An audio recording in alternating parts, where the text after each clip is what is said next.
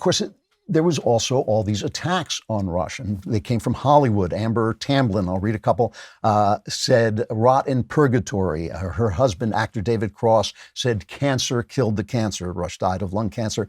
John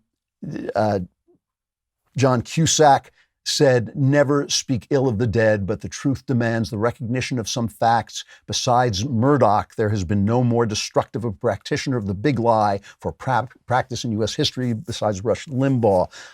Rosanna Arquette, it's a real shame when someone wasted their lives spewing hate and lies. Enjoy hell, says Billy Baldwin.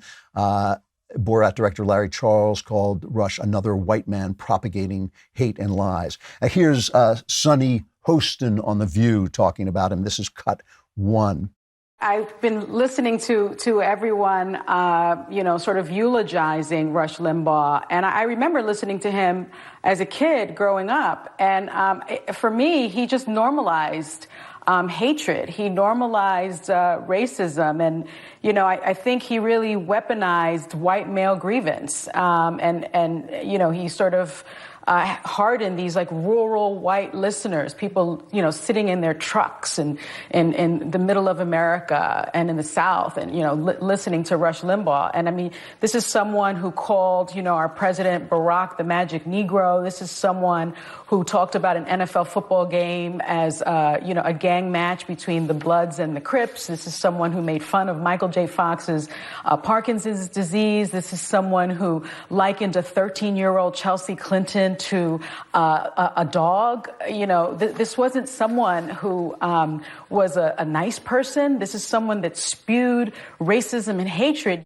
The same thing came out of the great and good in the universities. Sarah Parsack, an anthropology professor at the University of Alabama, Birmingham, said she hoped that Limbaugh suffered until his last breath. She said, when a terrible piece of scum who caused immeasurable harm to millions dies, there is no sympathy, only a desire that they suffered.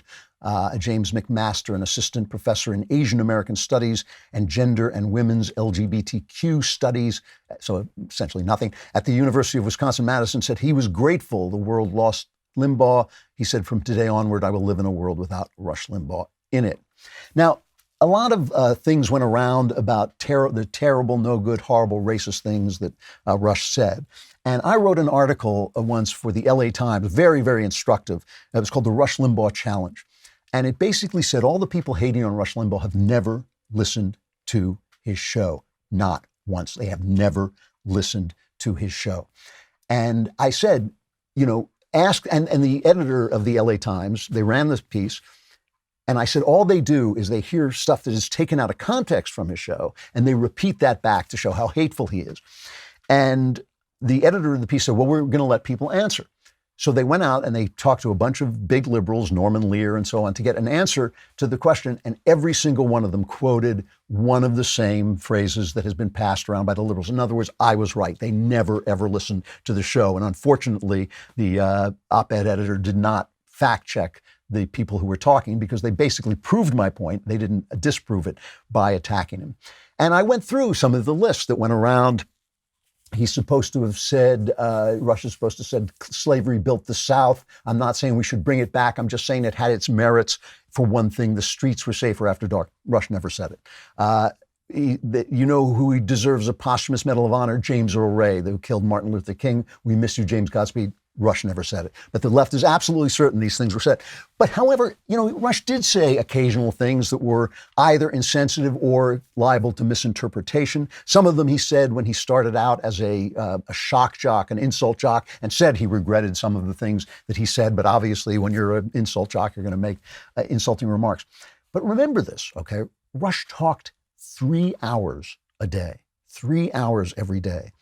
That's more than you probably talk to your spouse every day. That is more words coming out of his mouth than you probably talk to your spouse every day. So ask yourself, did you ever say anything to your spouse that you didn't mean or that maybe didn't represent your best self? So, of course, Rush sometimes said things. I could hear him sometimes go down a road that was a dead end and he would get caught down there. I could hear him say things like that. But of course, that's not, none of that matters. None of it matters. Why doesn't it matter? Why doesn't it matter? Because they set the rules and it only cuts one way. It only cuts one way. Here's Joe Biden talking about getting vaccinated and why, some people just don't have the wherewithal to do it. This is cut 12.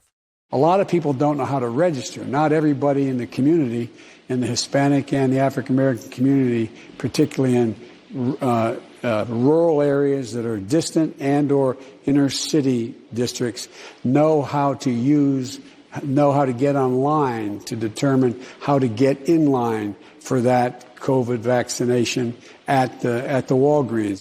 So minorities are not smart enough to do the things that the rest of us, that other people can do. There's Bill and Melinda Gates have their foundation where they try to impose abortion on Africa and things. They have a new grant for algebra classes, right? They have resources to help educators rid their classrooms of racist math. And how do they do that? In dismantling racism in mathematics instruction, they warn educators that white supremacy culture shows up in the classroom when teachers, quote, treat mistakes as problems by equating them with wrongness. This is in algebra. That's white supremacy to do that. It, quote, reinforces the ideas of perfectionism that students shouldn't make mistakes and paternalism that teachers or other experts can and should correct mistakes. In other words, they're treating Black people like idiots. They're treating them like people who can't learn, which we know is true, damaging, horrifying, philosophical racism. The College Fix has an article today. A public Connecticut university is running a contest awarding $15,000 in prize money to students who provide written or video essays describing their personal relationship to Black Lives Matter. But in order to have this contest, they're lowering the grammatical standards for the contest. The school notes submissions will not be judged on traditional literary or grammatical standards. I mean, obviously, they always say words are violence, and the left is always saying words are violence. That is a terrible, terrible thing to do to people, to basically say Black people can't compete, they can't learn algebra, they can't, meet objective standards of grammar, objective standards of right and wrong in math. That is true racism, but it only cuts one way. And, so the fact that talking 3 hours a day, Rush may have once or twice have said things untoward, doesn't speak to his philosophy. It doesn't speak to his philosophy, which was never racist. Anybody who listens to the show knows I'm deeply, deeply, religiously opposed to racism. I think it is an insult to God's image. But obviously, I don't judge people on little comments they make. We all have things in our head we don't want there. We all have, instincts we don't want. We have impulses, desires we don't want there. And sometimes we say things that are untoward. That's not what runs you down. It's the philosophy. And you can hear that the left is permeated with racism. In fact, I would say leftism is racism. So they can point, Rush said this or he said that. No, he made a slip there. But really, the philosophy is what matters. And that's part of what I want to talk about.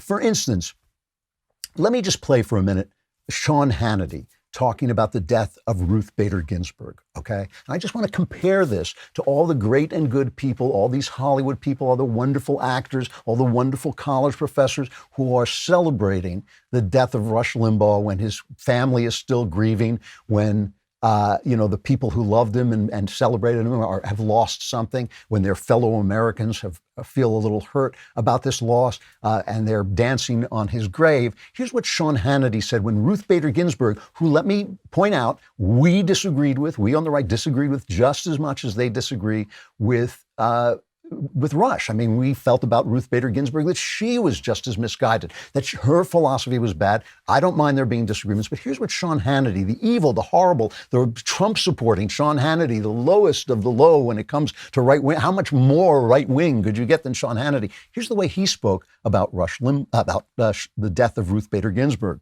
Known as one of the most liberal-leaning judges on the bench, Justice Ginsburg had a distinguished legal career, the first Jewish woman to serve on the highest court in our land. Our thoughts and prayers, by the way, tonight are with the entire Ginsburg family, her colleagues at the U.S. Supreme Court, and everyone who knew and loved Justice Ginsburg. Interestingly, while they did have a deep philosophical divide, Justice Ginsburg was well known to have a great, deep friendship with Antonin Scalia, who passed away a short time ago. They were close friends.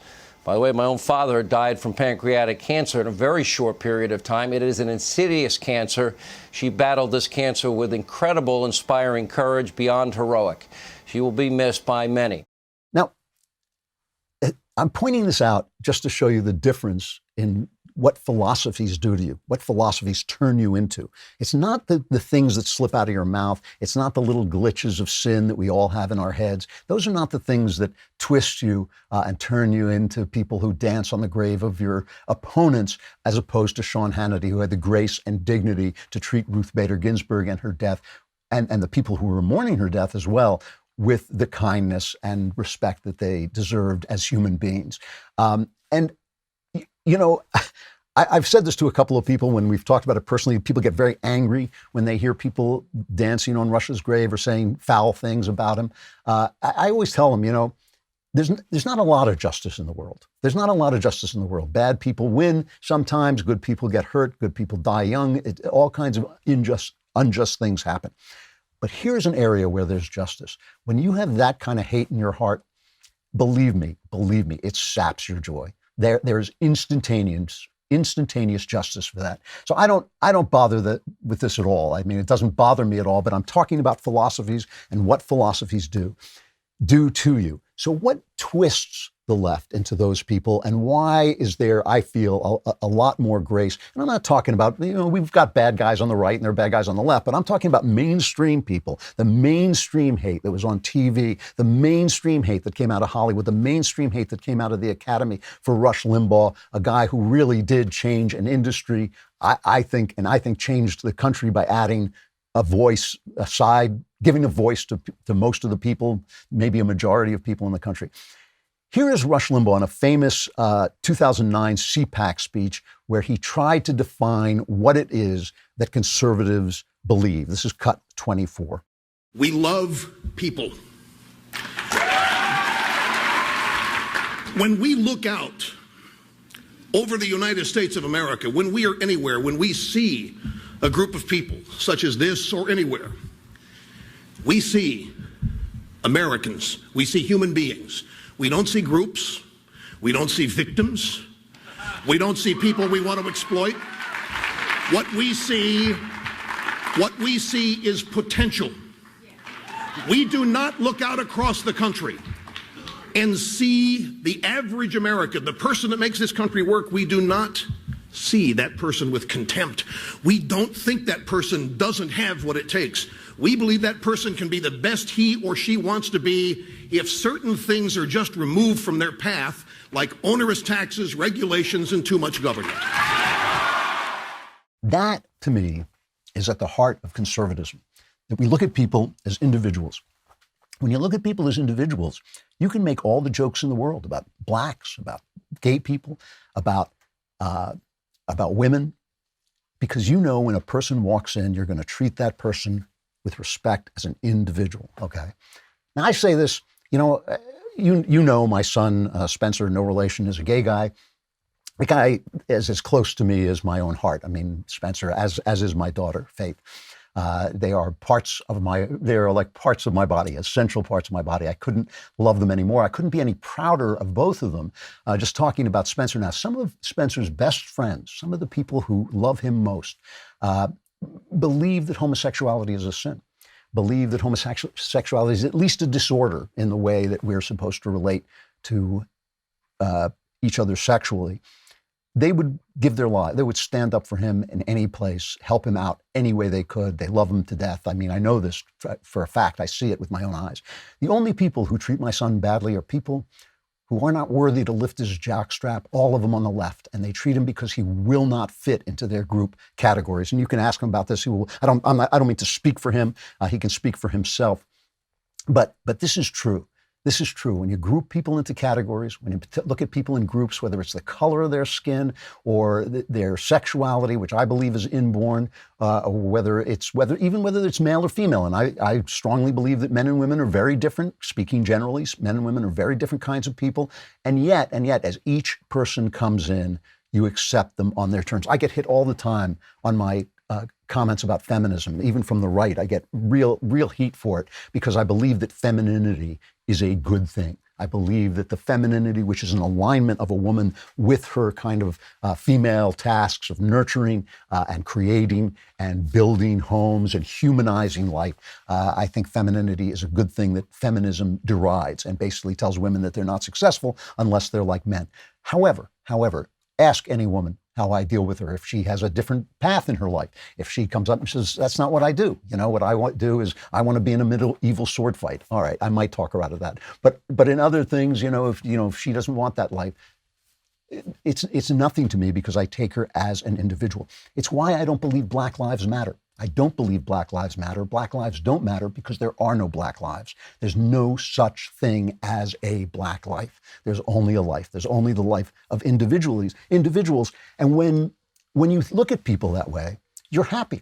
You're happier. You're more loving, you know? I mean, I think it's a big deal to look at people, to take each person as they come. And that was what Rush was preaching. And that's why phrases that he said, or about a slip of the tongue that he may have made, which may have exposed some darkness in his heart, like everybody has, like every single person has. That's why they don't matter, because his philosophy was right and their philosophy is wrong. You know, we fall into this hypocrisy trap with the left. They say, well, you said X. So you're racist. You have to be canceled. You should lose your job. When you were 15, you sent a tweet out that said this, and you should be canceled. You should lose your job. And our response is, you're a hypocrite because you said this or you said that. But that's wrong. That's accepting their terms. Their terms are wrong. Their terms are wrong. You can say anything. You can have any belief you want. You can have any belief you want as long as you believe in the individual person as an image of God. And if you believe in that, everything else is going to fall into place and you're not going to become this hateful person. You know, Dennis Prager has a great piece in the Wall Street Journal today, because the other thing they keep saying about Rush, and I love this part, is they keep saying that Rush was divisive or divisive, however you want to pronounce it. And Prager says, it's amazing, it is amazing that the left cannot see themselves in these terms. Prager writes, calling America systemically racist, calling every white American racist, and separating college dorms and graduating exercises by race, that's not divisive. Using the New York Times demonstrably false 1619 project to teach America's school children that our country wasn't founded in 1776, but in 1619, when the first black slaves arrived in North America, and that the Revolutionary War was fought to preserve slavery, that's not divisive. Forcing high school girls to race against biological males who identify as females, that's not divisive. The Supreme Court's ruling that non-denominational prayer in public schools is unconstitutional, wasn't that divisive? Yet according to the left, says Dennis, only when conservatives respond to such attacks on America and Americans does divisiveness enter national life. And it's so true. It's a really good piece. You should read it. But it's also true of civility. And this is one of the things when I returned from England that cracked me up. For decades, feminists were calling men pigs. You're a pig. You're a male chauvinist pig. They're calling people racist, which in America is one of the worst things you can say about somebody. They call you racist. Oh, you're a racist. You're a pig. You're a homophobe, with words that now don't even mean it. Homophobic and transphobic. Those words have no meaning. They're just insults. And then Rush started to make fun of them, started to give it back to them. They're feminazis, they're environmental crazies, all this stuff that he would make up, all these words that he would make up. And suddenly, there was no civility. Where was the civility? And this is a hilarious fact about the left, is that they're so surrounded by their news media that they don't see themselves. It's like they are elites without mirrors, I call them. Elites without mirrors, because they have no way of seeing who they really are, because the media protects them from themselves. And that's why this is the other thing that Rush said, another part of his philosophy. This is cut 4. Have you seen the country this divided? Not in my lifetime, no. Obviously, it was greatly divided during the Civil War. But I think one of the reasons why the country is divided the way it is now, Brett, is I think the media is a central figure in this. The media used to at least pretend that they were not a participant in the ongoing events of the country, that they were casual observers that were fair and objective. But they're not anymore. They've chosen sides, and they have become political activists. And as such, there isn't any news anymore. You know, it's funny. Andrew Breitbart once said to me that if there were no mainstream media, what they call the mainstream media is really the leftist corporate media. But if there were no mainstream media, Rush wouldn't have a job because what did he say? He said the mainstream media is rocket fuel to Rush. That was what Andrew Breitbart said. It's rocket fuel to Rush. And this is true, Breitbart, one of the things that Breitbart used to say to me was if there were no internet, he used to say he would be flipping burgers. That's, Andrew said that. And I used to say, yeah, but if Fred Astaire were born today, he'd be running a dance studio in Syracuse, And the thing is, all people who are successful and who have the kind of success that Rush had, they're born in the right time. All of them. There's always luck. There's always luck to all success. All of it. Nobody succeeds on pure hard work. There's always an element of luck. And this was the thing that Rush did. He came along at a moment when the left was closing their minds, when the left had dominated the media, when they had purposely gone about dominating the media, and he broke through and gave a voice to all these voiceless people, all these people that the left was working not to give a voice to. And as a radio guy, I can tell you too, my father lived his whole life complaining that radio was a second-rate field, that he was a first-rate talent in a second-rate field. It was true. He was a first-rate talent, and radio was second-rate. But what Rush did was he made it first rate again. He totally transformed it. He transformed it with the force of his talent. He transformed it with the force of his vision. He transformed it with the force of his personality and his ideas. And so that in and of itself is an amazing, amazing accomplishment. One more piece of Rush wisdom that I just want to throw in there because it's so important in this moment. It is probably one of the most important things he said toward the end of his life. He said this, I think, on Fox News. This is cut 5. People call here and now that, Rush, you always told us. You told us when it's going to be time to panic. Well, is it time to panic? Well, let me just tell you, folks, it's never going to be time to panic because we're never going to give up. We're not going to give up on America. I'm not. I don't think most of you are either. America's worth it. America is worth fighting for. America's worth not giving up. That, to me, is the thing that conservatives need to hear most, need to remember most. Somebody asked me the other day on our All Access program, is Canada freer than America now? And I said, what difference does it make? America is the place where the fight for freedom is going on. This has been, for the last 50 years or so, the freest country that has ever existed on the planet. It has ever existed on the planet. That means, now why is that? Why is that? Because there are people, powerful people, don't want you to be free. They think you're deplorable. They think you're deplorable, irredeemable. They think your opinions, your ideas are not worth considering. They think they have the ideas that are going to save the world. They're going to have the Great Reset. It's going to save the world. Your ideas, you want to build a business, that doesn't matter. Your business is closed, so you don't catch the cold. We can just close your business. Your business doesn't matter. Only our big businesses, only Amazon, only Google, only Apple. Those are the only things that matter. You're nothing. They're always those people. There are always those people. They call them Caesar. They call them Pharaoh. They call them kings. This is the country. This is the country where we threw them out. And this is the country where every generation, every single generation, we have to fight again. And if you don't like that fight, if you don't want to be a part of that fight, this isn't the place for you. Yeah, go to Canada. Sure. Healthcare is free. You got to wait 6 months to get your knee replaced, but that's okay. It's like, this is the place where we fight for freedom. And that's what Rush was doing. Rush said he had talent on loan from God. This is where I choke up a little bit because I think that's literally true. I think we all have talent on loan from God. And the parable of the talents is the parable of each guy was given a talent. It was a weight of silver. And when he returned it to his master, he had to have invested it. And the master said, did you invest it? And the wise servant said, yes, I doubled your money. And the master said, well done, thou good and faithful servant. Rush's investment, somebody asked me this too, how is his death going to affect the future of the conservative movement? And I said, it's not, because his work is done. His work is done. His investment paid off in Dennis Prager. It paid off in Mark Levin. It paid off in Glenn Beck. It paid off in Ben Shapiro. It paid off in the Daily Wire. His investment has paid all the dividends because now they would not be trying so hard to silence us if we did not have the voice Rush gave us. That is an amazing legacy. So that's my personal take on losing Rush, on radio silence that will follow the death of Rush. Well done, Rush. Well done, thou good and faithful servant.